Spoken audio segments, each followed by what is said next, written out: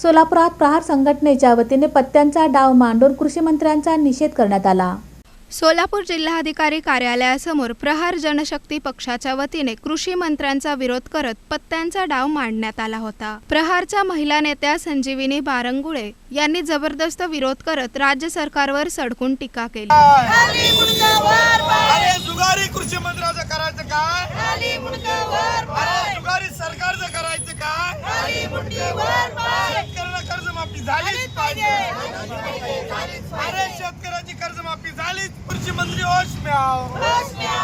शेतकऱ्याची कर्जमाफी झालीच पाहिजे। अरे राष्ट्रवादीच्या गुंडांचं करायचं काय? राष्ट्रवादीच्या जुगारांचं करायचं काय?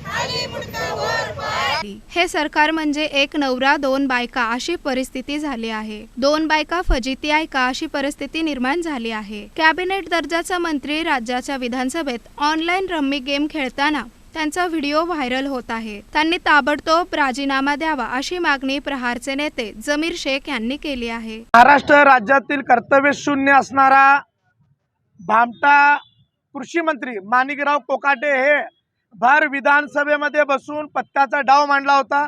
त्या ठिकाणी ऑनलाईन रम्मी खेळत होता आणि हे व्हिडिओ एका आमदाराने ट्विट केल्यानंतर राज्यभर या गोष्टीची वाच्यता झाली आणि कोकाटे परत या संदर्भात खुलासा करण्यासाठी येऊन सांगतो की खालच्या हाऊसमध्ये काय चालू होता हे पाहण्यासाठी मी ते बघत होतो आणि त्यात ते रम्मीचं ॲड आली आणि मी ते स्किप करत होतो असा खोटारडा कर्तव्यशून्य कृषी मंत्री माणिकराव कोकाटे यांनी तातडीने राजीनामा द्यावा। अजित पवार असेल, त्या ठिकाणी एकनाथ शिंदे असतील किंवा मुख्यमंत्री देवेंद्र फडणवीस असतील, अशा माणसाचा राजीनामा घेणं गरजेचं आहे।